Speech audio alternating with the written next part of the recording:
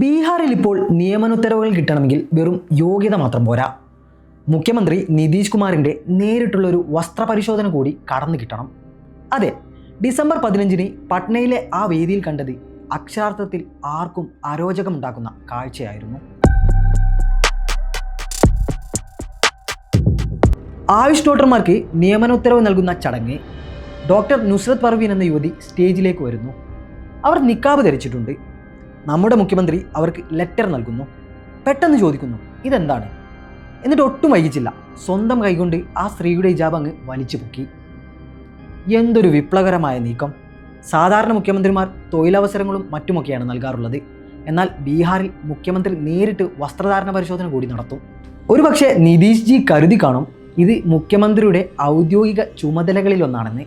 സ്ത്രീ ശാക്തീകരണത്തെക്കുറിച്ച് വാതോരാതെ സംസാരിക്കുകയും മദ്യനിരോധനം വഴി സ്ത്രീകളുടെ രക്ഷകനാകാൻ ശ്രമിക്കുകയും ചെയ്യുന്ന അതേ നേതാവ് തന്നെയാണ് ഒരു സ്ത്രീയുടെ വ്യക്തി സ്വാതന്ത്ര്യത്തെ പൊതുവേദിയിൽ ഇങ്ങനെ പിച്ച് ചീന്തിയത്. ഇതൊരു അബദ്ധമാണെന്ന് കരുതി നമുക്ക് തള്ളിക്കളയാമായിരുന്നു.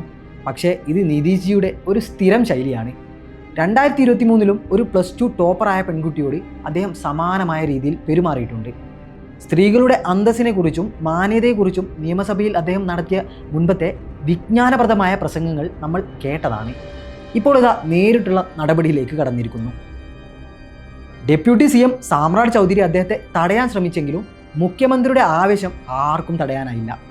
ഒരു യുവ ഡോക്ടർ തൻ്റെ കരിയറിലെ ഏറ്റവും സന്തോഷകരമായ നിമിഷം ആഘോഷിക്കാൻ സ്റ്റേജിൽ കയറുമ്പോൾ അവരെ അപമാനിച്ചുകൊണ്ട് വസ്ത്രം വലിച്ചൂരുക എന്നത് ഏത് തരം രാഷ്ട്രീയമാണ്? RJDയും കോൺഗ്രസും മെഹബൂബ മുഫ്തിയും ഇൽത്തിജ മുഫ്തിയും സൈറ വസീമും ഒക്കെ ഇതിനെതിരെ രംഗത്ത് വന്നിട്ടുണ്ട്. പക്ഷേ മുഖ്യമന്ത്രിക്ക് ഇപ്പോഴും കുലുക്കമില്ല. ഒരുപക്ഷെ ഇതൊക്കെ ബീഹാറിലെ പുതിയ സുശാസനായിരിക്കാം. യോഗി സർക്കാരിലെ മന്ത്രിയും BJP സഖ്യകക്ഷി നേതാവുമായ സഞ്ജയ് നിഷാദ് അദ്ദേഹം അട്ടഹസിച്ചു കൊണ്ട് പറഞ്ഞു, നിതീഷ് കുമാർ ഒരു മുസ്ലിം സ്ത്രീയുടെ മുഖംമൂടി സ്പർശിച്ചതിനെന്തിനാണ് ഇത്ര വലിയ വിഷയമാക്കുന്നത്? അദ്ദേഹം ഒരു പുരുഷനല്ലേ? മറ്റെവിടെയെങ്കിലും സ്പർശിച്ചിരുന്നാൽ എന്ത് ചെയ്യുമായിരുന്നു? എന്നിട്ടൊരു പൊട്ടിച്ചിരി. ദൈവമേ, ഈ രാജ്യത്തിലെ സ്ത്രീകളെ രക്ഷിക്കൂ. അല്ല, ഈ രാജ്യത്തെ രക്ഷിക്കൂ. പദവിയുടെ തിളക്കത്തിൽ എന്തും ചെയ്യാമെന്ന അഹങ്കാരമാണോ?